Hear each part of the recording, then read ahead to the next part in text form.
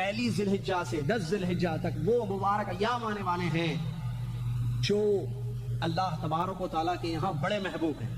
اللہ تبارک و تعالیٰ نے فرمایا والفجر ولیال عشر، قسم ہے فجر کی، قسم ہے 10 راتوں کی۔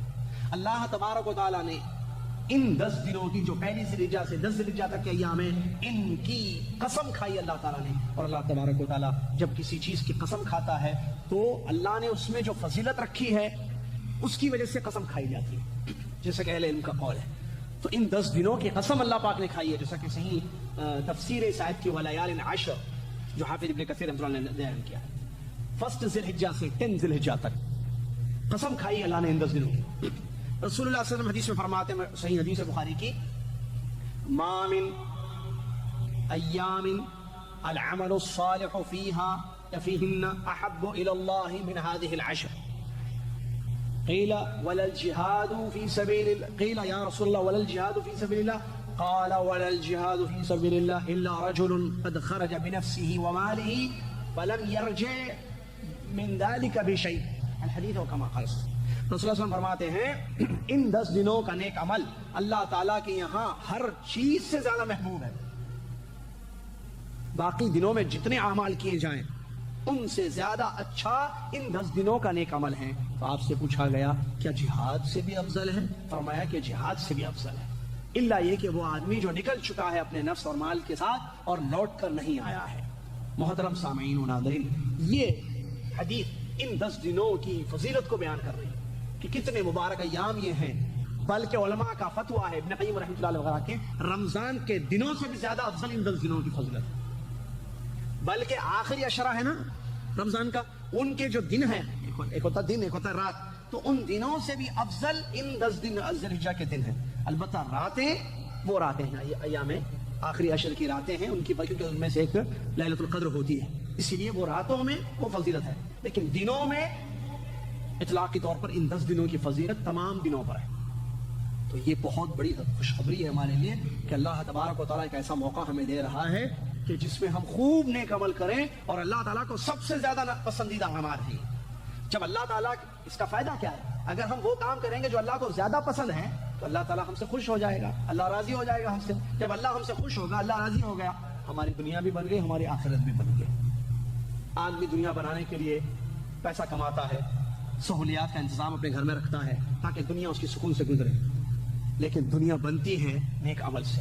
اللہ تعالیٰ نے فرمایا من عمل صالحا من ذکر او انثى وهو مؤمن فلنحيينه حیاتا طیبہ ولنجزیهم اجرهم باحسن ما كانوا يعملون، جو نیک عمل کریں گے مرد ہو یا عورت، اس حال میں کہ وہ مومن ہیں تو ہم ان کی زندگی کو بہترین بنا دیں گے، ضرور بضرور ان کو اچھی زندگی گولڈن لائف عطا کریں گے، اور قیامت کے دن ان کے کیے کا بہترین بدلہ ہم ان کو دیں گے۔ تو حیات طیبہ وعدہ ہے اللہ کا اس آیت میں ان لوگوں کے لیے جو ایمان کے بعد عمل صالح کرتے ہیں۔ عمل صالح نیک عمل کرنے کے 10 دن آ رہے ہیں، اور ان میں آیت میں تو عمومی طور پر ہے کہ کبھی بھی کوئی نیک عمل کریں گے ایمان آنے کے بعد ان کی زندگی بہترین بنائی جائے گی، گولڈن لائف ان کو دی جائے گی۔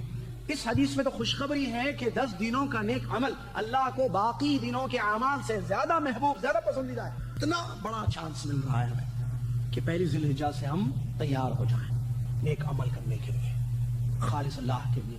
کیا کرنا ہے نیک عمل؟ نیک عمل بہت ہیں، نماز پڑھنا نیک عمل، قرآن پڑھنا نیک عمل، بیمار کی تیمارداری کرنا نیک عمل، مسافر کی مدد کرنا نیک عمل، حاجیوں کی خدمت کرنا نیک عمل، پڑوسیوں کا خیال کرنا نیک عمل، ماں باپ سے ادب سے بات کرنا نیک عمل، ایک دوسرے کو سلام کرنا نیک عمل، ایک دوسرے کے کاموں میں ہیلپ کرنا، مدد کرنا نیک عمل، قرآن کی تلاوت نیک عمل، ذکر و اذکار نیک عمل، دعائیں پڑھنا نیک عمل، درود شریف پڑھنا نیک عمل۔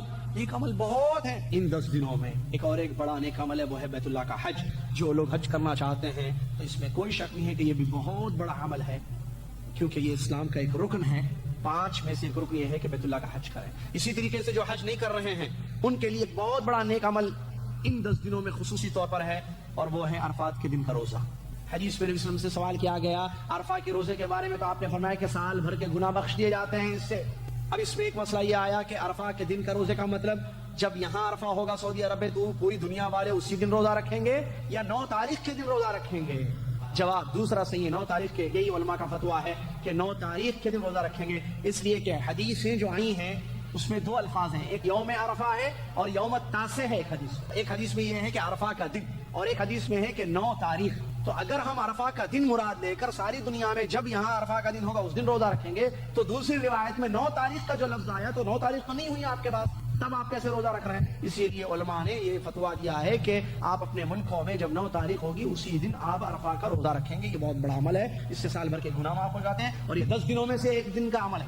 اسی طریقے سے 10 ذی الحجہ کے دن جانوروں کی قربانی دینا ان لوگوں کے لیے جو حج نہیں کرنا چاہتے، اضحیہ جس کو کہتے ہیں، عید کی قربانی، یہ بھی بہت بڑا نیک عمل ہے۔ اور یہاں مسئلہ بتا دوں، جو آدمی عید کی قربانی دینا چاہتا ہے جیسے آپ، تو آپ 1 تاریخ سے قربانی دینے تک 10 تاریخ تک اپنے بال اور ناخنوں کو نہ نکالیں۔